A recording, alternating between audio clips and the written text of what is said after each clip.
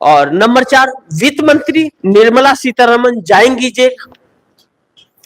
वित्त मंत्री निर्मला सीतारमन के ऊपर जो एफआईआर दर्ज करने के लिए कर्नाटक हाईकोर्ट ने कहा है, तो सिर्फ निर्मला सीतारमन के ऊपर ही नहीं, जेपी नड्डा जो राष्ट्रीय अध्यक्ष है भाजपा के, उनके ऊपर भी होगा, अमित शाह के ऊपर भी होगा जो गृह मंत्री हैं, प्रदेश अध्यक्ष कर्नाटक के उनके ऊपर भी होगा, और भी कई नेता हैं उनके ऊपर भी होगा, क्योंकि इन लोगों ने असूली किया है। ED, CBI, income tax department के डायरेक्टर्स के ऊपर भी होगा FIR,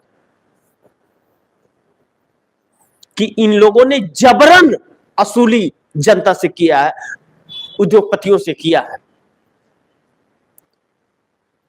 electoral bond Arun Jaitley ला करके इस देश का बेड़ा गर्क कर दिए, लेकिन भारतीय जनता पार्टी को आबाद कर गए।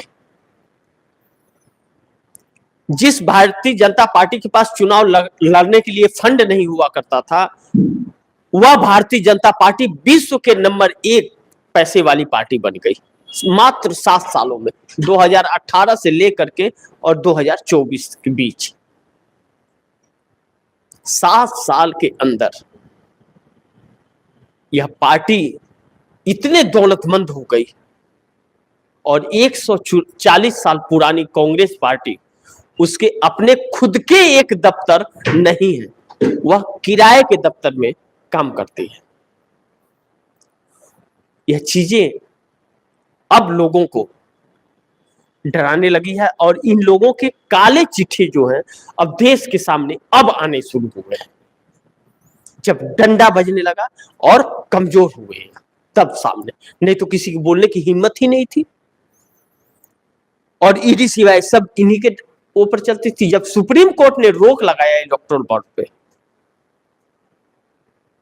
तब यह चीजें खुली, और जब नरेंद्र मोदी कमजोर हुए तब लोग बोलना शुरू किए, क्योंकि उसके पहले तो यह मजबूत थे, पूर्ण बहुमत में थे, तो यह ईडी को जो बोलते थे वही करना भी पड़ता था उन्हें, यह जानते हुए भी कि यह गलत है उन्हें करना पड़ता था।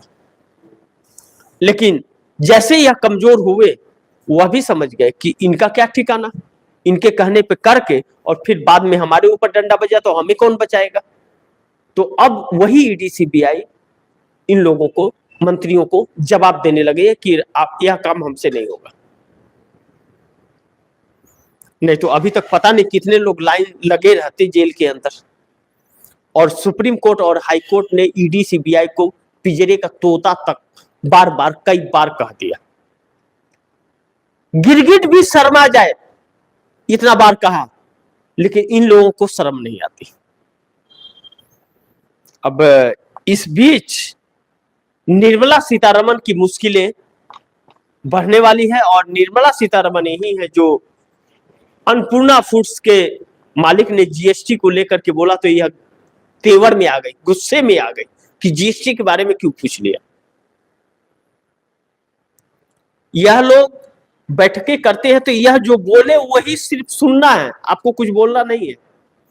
इनकी बाबाई में खड़ा होकर के आप बाबाई कर सकते हैं, हाँ बहुत अच्छा है, आपका घर लूट गया, कहो आपका स्कीम बहुत अच्छा है, तो यह खुश रहते हैं।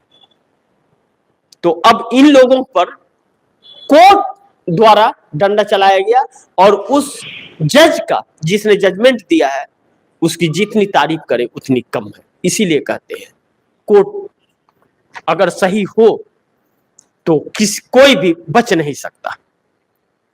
और नंबर 5, रेल मंत्री अश्विनी वैष्णव ने विदेशी ट्रेन को वंदे भारत बता दिया।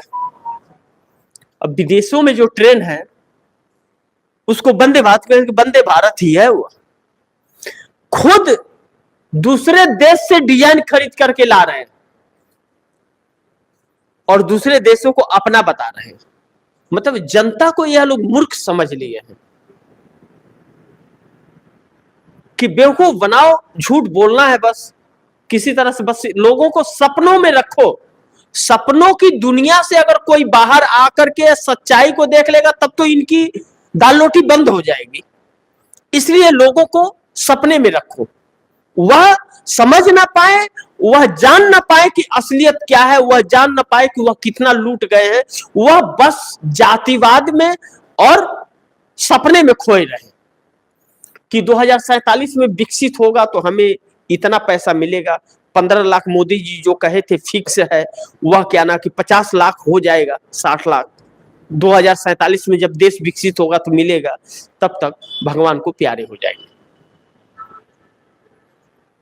कर्ज भी मोदी जी ने लिया तो 50 सालों के लिए लिया। जो भी कर्ज ले रहे हैं 50 सालों के लिए ले रहे हैं।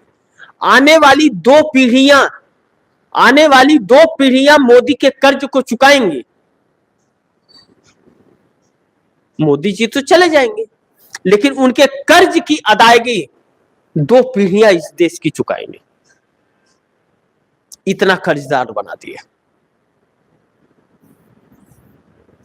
इस सरकार ने। पूरे देश को सत्यानाश कर दिया। और रेल मंत्री रेल की वैकेंसियां नहीं निकाल सकते। जहां 10 आदमी काम करने चाहिए रेल की पटरी के ऊपर, वहां 2 आदमी है, 8 आदमी की कमी है। कहते हैं कि सुरक्षा कवच हम रेलवे में लगाए हैं। ट्रेनों में एक ट्रेन दूसरे ट्रेन, एक ही पटरी पे 2 ट्रेन आ रहे हैं तो दोनों अपने आप रुक जाएगी सुरक्षा कवच से, और ट्रेन हादसे बराबर होते जा रहे हैं। वह सुरक्षा कवच नजर नहीं आ रहा है, और वह इनका कार्य जो है कराने का तरीका वह नजर नहीं आ रहा है। राम भरोसे सब कुछ छोड़ा हुआ है, बस भगवान भरोसे चल रहा है। जिस दिन खत्म हो गया, हम क्या करें? यह इस तरह करेंगे। वह अश्विनी वैष्णव जिन्हें ABCD न पता हो, जो मोदी की कसीदे पढ़ रहे हूं, वह रेल मंत्री हैं, और वह कहते हैं कि विदेश में जो ट्रेन चल रही है ना, वह भारत की वंदे भारत है। और खुद वंदे भारत कहां से आया है यह नहीं बताते, कि विदेशी धरती से हम लेकर के आए हैं यह नहीं बताते। यह सरकार ही लोगों को गुमराह कर रही है और धोखा दे रही है। इस सरकार से सतर्कता, इन मंत्रियों से, इन नेताओं से सतर्क रहना बहुत जरूरी है। अन्यथा बची खोची भी जो जिंदगी है ना लोगों की बची हुई, वह भी यह समाप्त कर देंगे। इसलिए जितना इनसे बच करके रहें उतना ही बेहतर है।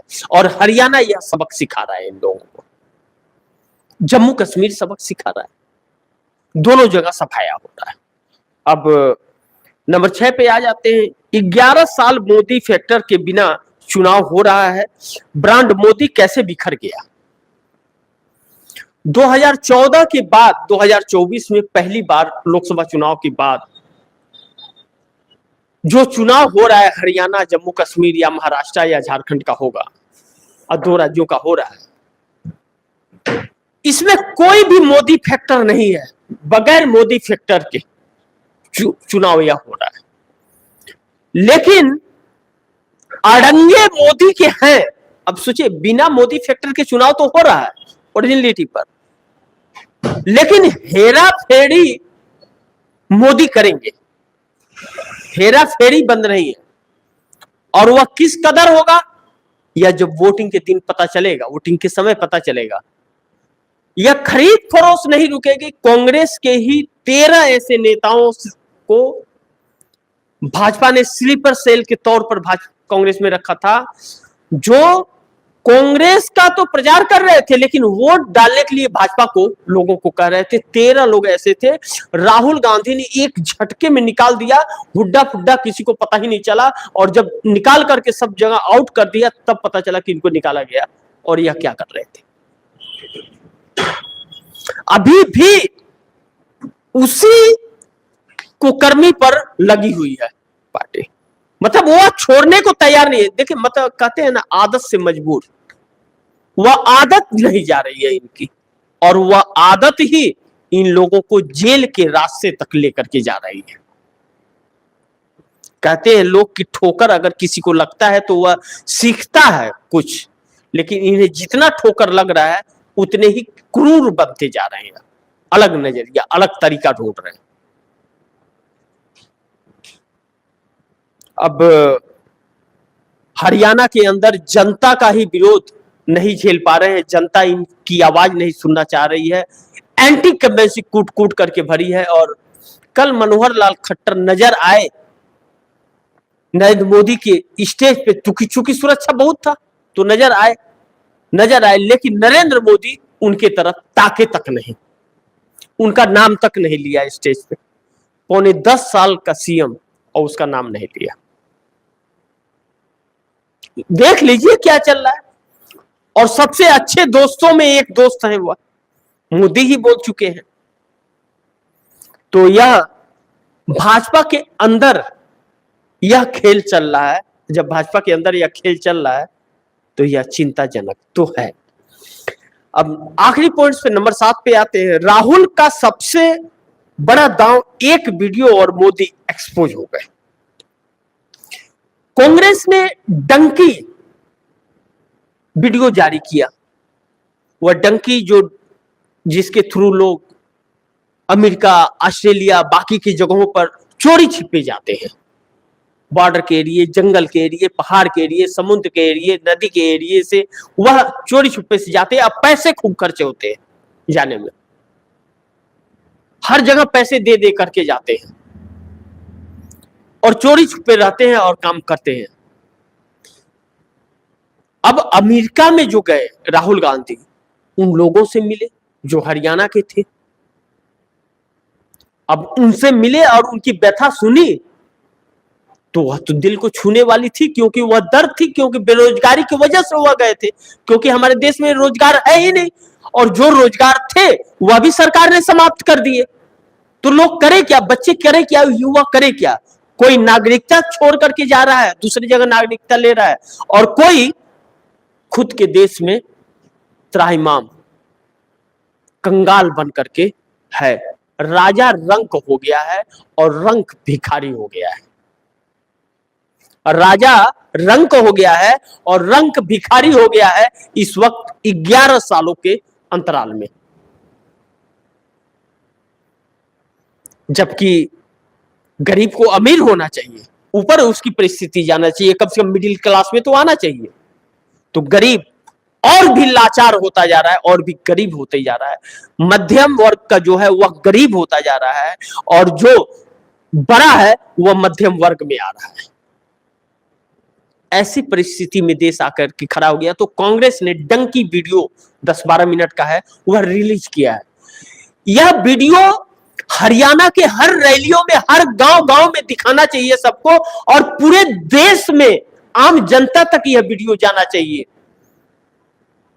जो राहुल गांधी ने जारी किया। और यह वीडियो जब लोग देखेंगे तो उन्हें इस सरकार की असलियत का एहसास होगा, यह एहसास होगा कि इस देश के अंदर किस कदर परेशान है लोग रोजगार को लेकर के, कि चोरी छिपे अमेरिका जा रहे हैं, बॉर्डर को पार कर करके, समुद्र को पार करके, और वह चोरी छिपे जा करके चोरी छिपे रहते हैं और चोरी छिपे काम कर रहे हैं।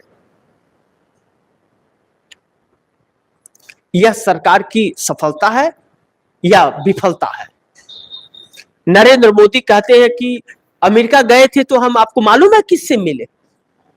मैं बड़े बड़े उद्योगपतियों से मिला। हरियाणा के लोग हमारा स्वागत करने के लिए खड़े थे भारी मात्रा में। जबकि हकीकत यह है कि गुजरात से लोग भेजे गए थे अमेरिका नरेंद्र मोदी के लिए, मोदी मोदी के नारे लगाने के लिए। बताइए अमेरिका जाने में कितना खर्च होता है? यह लाखों करोड़ रुपया जो मोदी बर्बाद करते हैं इस देश का टैक्स के पैसे से, हम जैसे गरीब लोगों के टैक्स के दिए हुए पैसे को अमेरिका में जाके उड़ाते हैं अपनी वाहवाही करने के लिए। किसको दिखा रहे हैं मोदी? मोदी कहां है मोदी? आज मोदी गायब है और मोदी की सांसें अटकी हुई है और जेल जाने का रास्ता उसका अब शुरुआत हो गया है कर्नाटका हाईकोर्ट के आदेश के बाद। अब जब एफआईआर होगा वित्त मंत्री निर्मला सीतारमण पर, गृह मंत्री अमित शाह पर और जेपी नड्डा पर और प्रदेश अध्यक्ष पर, इन सब पर तो शिकंजा मोदी पर कसेगा।